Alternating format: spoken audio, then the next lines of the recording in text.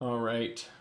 So, like I just said, we're going to be reviewing today's options and yesterday's options. Now, yesterday's options trades, or just that morning, was one of the worst mornings I've had all year. Um, Not because any mistakes. I mean, I traded perfect. I traded my edge strategy perfect. Every single trade I took had extremely high odds of working out, in my opinion.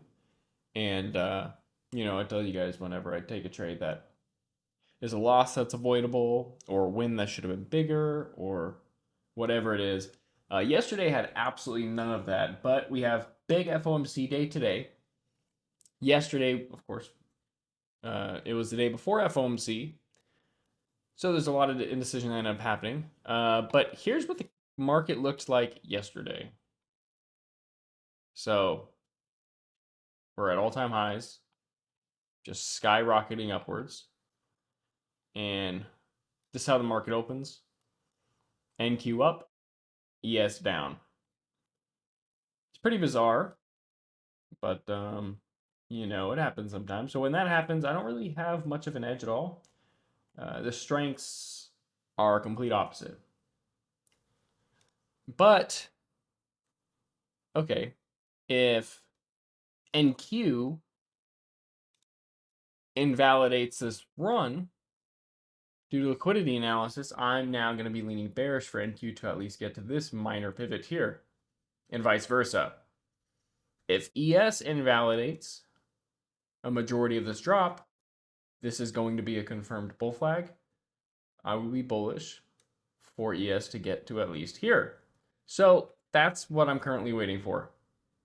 And this candle happens. Now, when I entered the trade, NQ was a lot stronger than the way it closed. I filled the trade roughly up here. And it was really just a scalp to ES pre-market high. Now, when I filled the trade, NQ was stronger and ES was weaker. ES was about down here, okay, when I filled the trade. So they're roughly the same size candle. Unfortunately, though, after I filled the trade, and this was something like the trade I took, I don't know how far the PT was. It's a discretionary PT. But after I filled the trade, unfortunately, NQ flipped super, super weak. Was looking pretty good here on this candle, though. NQ still strong. ES invalidated the whole green candle, though, so I'm like, oof, that should not have happened. And then I don't know what's going on. I guess it's opposite day. If ES gets a red one, NQ gets a green one, vice versa. They're doing the opposites again. And now they both went down. I stopped out right at the beginning of this candle. Not really at the halfway down this candle. I stopped out. This was an extremely likely trade, especially during the second candle, or third candle the market opened, when NQ was a lot stronger. But I can't control it. NQ flipped. NQ didn't flip weak. ES just dumped a ton. Now, the only possible trade that I missed out on is SPX puts to this demand break. And I was bearish for it to break demand. But I'm never one to just, okay, stop out of a trade and immediately reverse back into the opposite, right? Stop out of calls, reverse into puts. Because here's my issue with that. If I were to take puts right now, by the same analysis that I was bullish on this last trade, I'm bearish on this trade.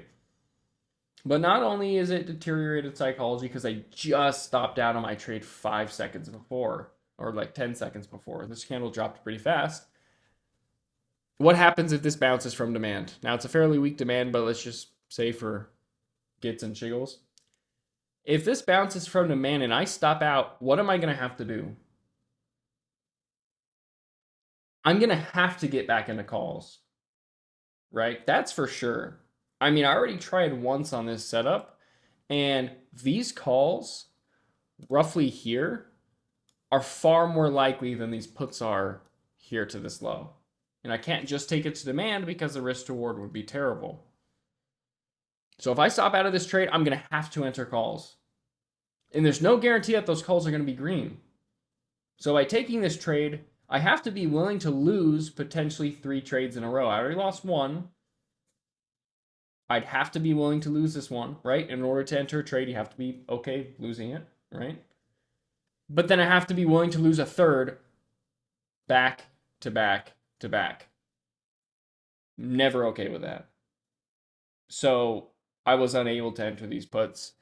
Not only because of that, but just because it literally happened so fast. And I just stopped out. Entering these puts weren't even really a thought in my head. Like, yeah, I was bearish, but I can't execute it because I'm unwilling to lose 3 trades in a row, always. Or as far 3 trades back within 5 minutes. NQ was still stronger though. It was looking pretty decent for NQ. It was looking really, really, really decent. I really liked it. But that first trade was minus 31% losses. And that was just a normal trade. That was just a normal size trade. So I'm down by 1 trade. And I fill QQQ calls here. Now, if I were to change one thing, well, it didn't. I didn't have to man them. Why did I not have? Your guys' indicator's more updated than mine. Hang on. Yeah, for some reason I didn't really have this demand on my chart. But regardless, right here, okay, I filled calls on the NASDAQ for high of day. It was a pretty easy decision for me to do it. Very easy decision. And I filled half size on these calls, willing to average down. I filled a little bit before this pivot. Normally, I would wait for ES to get to the pivot and then fill. But first off, it's in demand, so it could bounce, right? It's kind of a weak demand, though. I think it's likely to break. But interesting here, NQ's moving up while ES is moving down. NQ is extremely strong. So if ES goes down a little bit more to the pivot than bounces, NQ's probably only going to get down roughly 1 candle, roughly here, right? And I like to average down if that happens, but not sure. I for sure will average up here, and I'll for sure add if we pull back and then fully invalidate the pullback. Those are the 2 scenarios in which I'll add my second half for sure. But NQ is going up while ES is going down. So if ES is going down and NQ goes up, if ES goes sideways, NQ is likely to go up even more. And if ES goes up, NQ is likely to go straight up. So what is the only way, statistically speaking, that this trade stops out?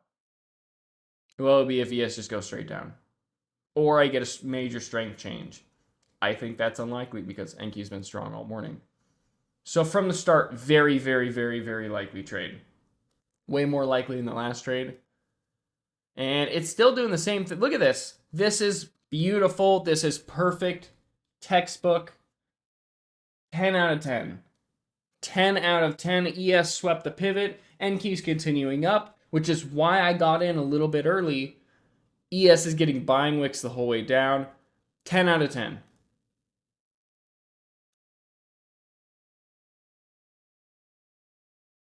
But ES keeps going down with a lot of buying wicks. And Q slowly getting dragged by it. And I stopped out on this candle. Are you kidding me? So lost that trade, nothing I can do. I stopped out for minus 24%. It was a pretty small loss, right? I didn't end up averaging down or something. I think I was a little bit bigger than half size in this. But yeah, so lost that one. At this point, I'm bearish for ES to break this demand. And, you know, it really sucks because it's not like price action's bad this morning. Right? It's volatile. It's not really choppy. I mean, ES is going straight down. Usually I'm able to catch a trade, but with zero consolidation and very elusive strength analysis, I keep getting triggered into trades that have great odds and just aren't working out. So that's my second loss of the morning. And I end up filling my last trade. We bounce out of demand, expecting it to break still. And Q starting to chop down. ES is flipping strong. Well, there it is. I have to enter calls on this candle. The same analysis. Okay. ES bounced out of demand. We're rocketing up. They're roughly even in strength. But NQ invalidated a majority of this drop. Not only did it invalidate a majority of this drop, but it swept buy-side liquidity beforehand, here and here. Now we're breaking this trend line to the upside. This trend line break doesn't really mean anything because it's just a selling wick, right? But I entered here, and this wasn't news. This was 4 minutes before potential news, and the news yesterday wasn't really big at all. This was a rough time. Chop all over the place. NQ kept flipping a bit weaker than ES. These contracts got freaking destroyed. At this point, right here, even though I'm just a little bit under where I entered, I'm down like 20% on this trade because they're just chopping. I mean, we went sideways forever. Look at this. Absolutely pitiful. Like, terrible. I stopped out here? No. When this candle invalidates, that's when I stopped out. Look how much weaker NQ is than ES, unfortunately. Here. Stopped out right here. I think. It was something like that. Yeah, it was right here. Even though it got a buying wick, and even though it's possible that we go up because ES is starting to go up, I cannot lose more than 50% on a trade. Statistically speaking, in my entire trading career, once I take a loss for more than 50%, statistically it's harder for me to accept. That's not really the case anymore. But it has been the case as of lately. Not of lately, sorry. It has been the case throughout my career, right? So I stopped out for minus 44%. And yeah, there's nothing I can do about it. Every single one of these trades were fantastic trades. Just price action just was an absolute scam. It did end up being a good stop loss. We did end up dropping. Those SPX calls went to like minus 80% or something because of just decay. So that was my warning yesterday. Minus 31%, minus 24% on half size trade. So not that bad. And then minus 44%, that was a full size trade. So 3 losses in a row, 0-3. Terrible morning. In my entire, I've been alerting options for 4 years and like 2 months. Days where I've gone 0-3, I can count them on one hand. Like, I think there's like 3, and this is like the third one. But as of lately, as of October, my win rate's been way worse than it used to be. Like, I used to be able to go on 20 trade win streaks, no problem. Every other week, I'd start a new big win streak, at least 10 to 20, right? I still have the record, I think, on this platform. 2022, I had 86 wins in a row or something. Lost most of it afterwards because I had terrible psychology to get that win streak. But regardless, my win rate used to be a lot higher, but I haven't changed. I've actually changed a bit, which has made my trading better. But the market has just been not the greatest. Now, last year, trading got really hard. The hardest point in my entire career was last winter. And it started in mid to late October is when it started getting rough. Now, it made sense, though. I mean, it was the first election that I've ever traded. Because, again, I'm not that old. And my win rate just went down the tank until after New Year's ish. No, it was after Christmas because the New Year's week was okay. After Christmas, my options win rate started going back up. But I'm starting to kind of see the same thing this year, so I'm a little bit concerned. I don't think it's going to be as bad. I'm really hoping that after this FOMC, price action kind of goes back to being more predictable, right? Reliable strength and weakness analysis, at least semi-reliable. Price action chasing liquidity, all of those things. But as it stands this month, not very good win rates have been possible trading my strategy. Still a green month though, but not like I'm not gonna be buying another supercar anytime soon with this kind of income at the moment. But all right, so that was yesterday. Today was FOMC. So let's fast forward to today. Today was FOMC. The trading was better. But I'm light size on FOMC. I don't trade heavy size. So even though I was green today, it's an irrelevant amount.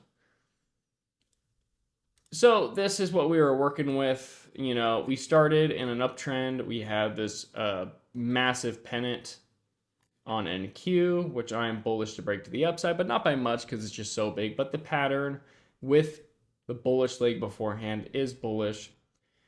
And this is the market open candle. And again, for some reason, I'm seeing like the same thing. At market open, ES dumps and NQ shoots up. I don't know what's up with that. I don't even really know what causes that, but that's just the way it is. So today started very similar than in comparison to how yesterday started. Literally the same as yesterday. I took the same freaking trade, guys. The same trade, still very likely. And in my mind, I'm like, well, look, ES swept liquidity, bounced out of demand. This was a nice trend line. It's the same thing as yesterday, except ES setup is a little bit bigger. Same thing as yesterday, and I'm in my head, I'm like, obviously, I know this trade's stats, right? I have a rough estimate of every trade I take statistically, right? There's no way to know what the odds are of this trade working out, but statistically speaking, me taking this kind of trade right here, at least over an 85-ish% win rate. I mean, it's very likely, especially with this actually validating a huge selling wick. Very likely. So I take calls here. Filled at 64 cents. The calls were not moving good at all. They were actually moving terribly. The calls were terrible today on the NASDAQ. I don't know why. SPX was the opposite. I didn't really expect the calls to be moving so bad because typically on FOMC, the options don't move much, but they retain value, right, easily. The QQQ calls were actually chopping, while the SPX contracts were moving up. So I filled the 64 cents. This was pretty decent at the start. And then, yeah, just same thing. I had to stop out. What am I going to do? Am I not going to honor my stop losses? I had to stop out here. I'm still bullish on ES. But when I take a look at the SPX contracts, they've actually only been going up, even like during the red candles. So I said NQ going down, ES going up, terrible. LOL, just hit stop loss. It's like, what are you going to do? Right? What are you going to do? All I can do is just like a casino, right? All I can do is bet on whichever outcome statistically has the highest probability. Just like in the casino, even though the casino has an edge on roulette, there's nothing stopping me from going on a big roulette streak over the course of a couple hours. It's what the market's doing right now. So anyways, I ended up entering SPX calls afterwards. I really liked the options movement. NQ shot up to the upside, was looking really good. We did sweet buy side liquidity on NQ, and I didn't fill on this candle yet. I need that selling wick to start validating. I actually filled at the end of this candle on ES. NQ didn't start invalidating the selling wick yet, but we did get the bullish liquidity sweep here. At the time of entry, I kind of entered a little bit high into this candle. I don't really remember.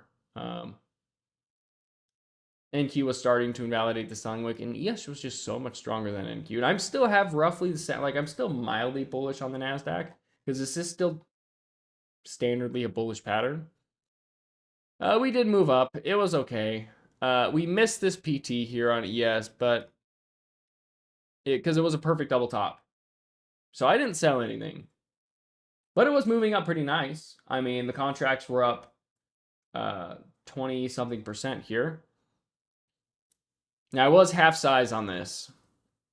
And I did average down on this candle. Not average down. I added on this candle. And it was actually an average up. I entered at 2.8. I think I filled that at like 2.95 or like 3.0 or something. I'm telling you guys, the contracts were going up. It's crazy. It's like I was holding a you know, positively gaining asset, just something that's just going up or appreciating asset. NQ flipped stronger. ES fell. This would have been a nicer place to add, but whatever. There you go. There's PT. It did go a bit higher here. And that's pretty much as high as it went. Then we came down. So it was a nice win. I'm green on the day now. You know, first trade was minus only 18%. And it did perfectly, just like yesterday, sweep my stop loss, right? The sentiment was correct, but what am I going to do? Not honor my stop loss? I have to, you know. And when you are adamant about honoring your stop losses, your win rate's going to be a lot worse, right? Your win rate's going to be a lot worse, and your stop loss is going to get swept. You're going to miss out on green trades. You're going to take unnecessary losses, or what you believe is unnecessary losses. But you pay car insurance, right? Okay, with car insurance, you pay monthly a fee, even though you're not crashing, even though you don't even need to call the tow company with your insurance, you still pay car insurance. Because without it, your future is very, very uncertain. You are one car crash away from being devastated financially, and you're one pullover away from getting your license suspended or going to jail, depending on how hard the cop is, right? So you are paying a premium for predictability, right? And you're not just doing it, you're counting on everyone else to be paying a premium for predictability. That's what trading is. That's what actually honoring your stop losses is. And when you see my stop losses get perfectly swept, that's the price I pay for consistency. That's what it costs to be a profitable trader. You have to be 100% willing to not care what happens after it gets your stop loss. Your job is to put a stop loss where your initial hypothesis, your initial reason for entering the trade is first invalidated, okay? That's where my stop loss is every time. And if it gets swept, I don't care. There's no difference to me if my stop loss gets hit and it just goes straight down after, or it gets hit and it reverses. The only time I care is if I put my stop loss a little bit too close. Something that I didn't do out of proper psychology, which happened with futures for the first time in a while today on one of my trades. But that's the price to pay. And, that's going to happen. I know a lot of people, a lot of people bitch to me when I get my stop losses perfectly swept or put clown emojis in my channel. I'm like, you are never going to be a profitable trader. You are never going to make it if you are unwilling to accept that your stop losses are going to get swept. You're going to go on losing streaks. All those bad things are going to happen. But you only see them as bad things because your psychology is shit. If you had good psychology and you were able to honor your stop losses and you spent at least a month creating a half decent strategy, if you don't blow up your damn account, whether it's your options account or your futures account, if you don't blow up your account every time you get unlucky, you would be able to experience firsthand getting super unlucky for one or multiple days in a row. And then a week, 2 weeks later, however far later, you get super lucky and make all your losses back and then some, right? And because I've experienced that countless times, I don't give a shit when my stop losses get swept. I don't care when I get super unlucky. I just complain about being unlucky and move on because I know I don't blow my accounts and go on tilt when I get super unlucky so that I still have an account to trade with by the time I get lucky, right? Most retail traders, they only get to capture getting super unlucky and then they blow their account. Or maybe they get lucky first, then unlucky and blow their account because they can't accept it. They can't accept multiple losses in a row or multiple green to red trades in a row or so on and so forth. But if they just held out and didn't care what happened and just trading with an edge and trusting their documentation of their backtesting, they would get lucky eventually and it would offset the bad luck. And not only would that happen, it would reinforce great psychology. It would reinforce the actions and attitude you had during that unlucky streak. It's just like giving a dog a treat for good behavior. You allowed yourself to be rewarded for good behavior. So next time you get unlucky, it's even less likely that you blow up your account or go on tilt because you were just rewarded for not doing that. If you do that 3 or 4 times over, you're good to go. That's fixed. You're able to honor your stop losses forever, right? So very, very, very important. Very important little miniature lesson there.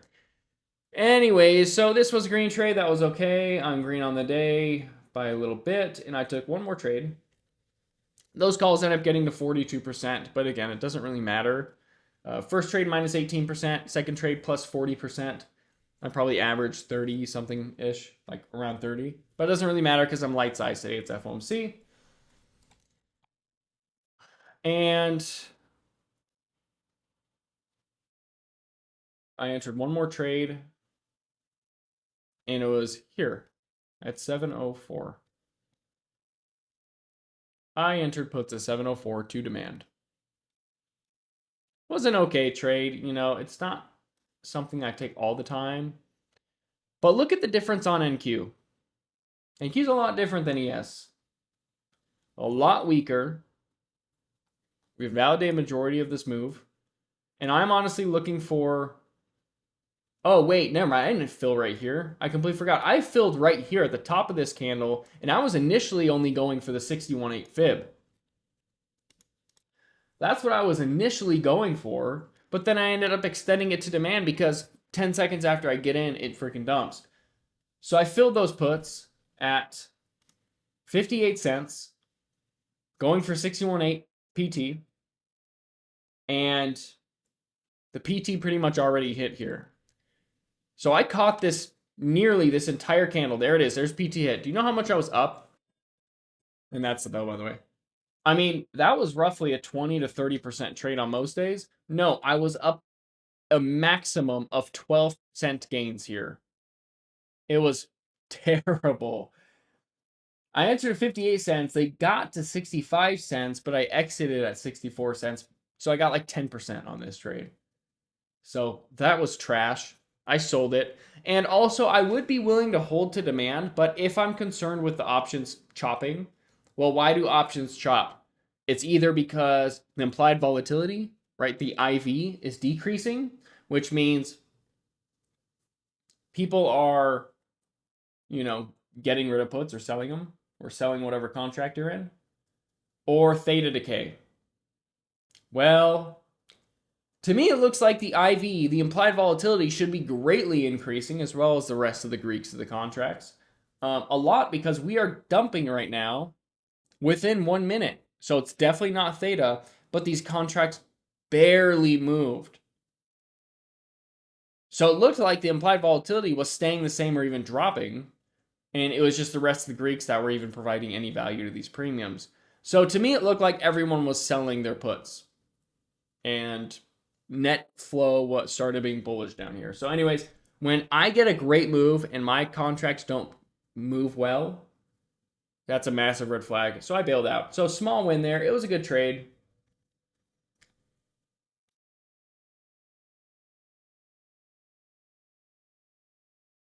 And we get a little bit further. ES is still moving really nice. I'm starting to really like it to demand. We get this nice little bounce. And then when we invalidate the bounce, I take a half-size position, something small. I wasn't going to the first demand because it wasn't on my chart at the moment. I was going for the second one. Here.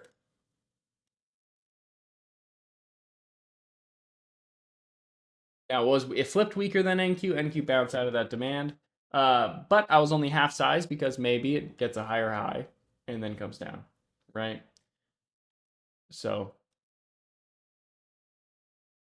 but then we got this huge buying wick, which is really unfortunate. I filled these puts at 3.2. They were up a very decent amount, but then we started chopping for a while. We started chopping quite a bit, and the contracts were also starting to chop as well.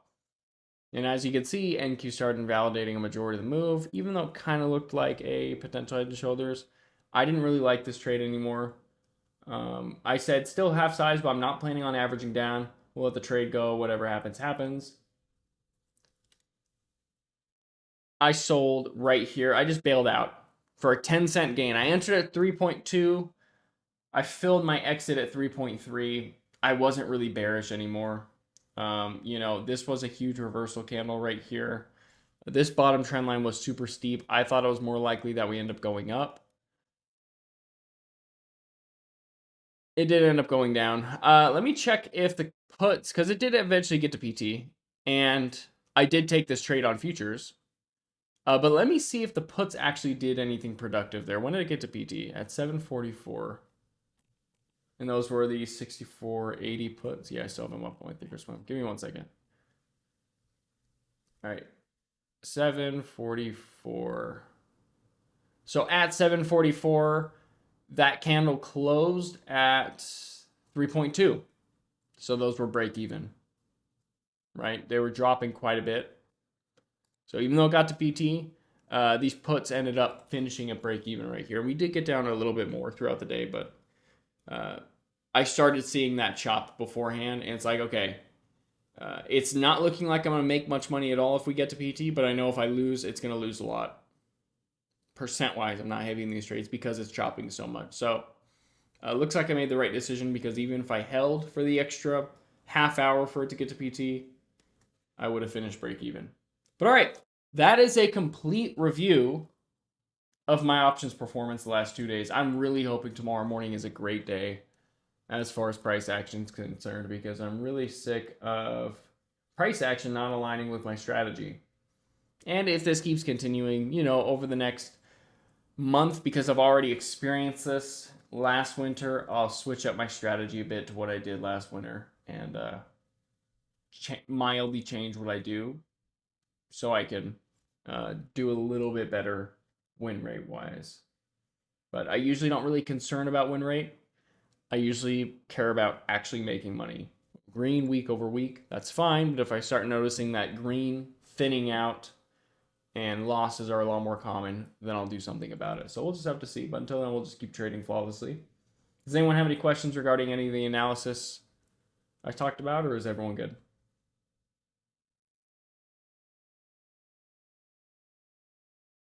Everyone's good? All right, sweet. Well, I will post this to YouTube now. This was a pretty long recording, and I'll let you guys know when it's uploaded. All right, I will see you guys later. Have a great rest of your guys' day.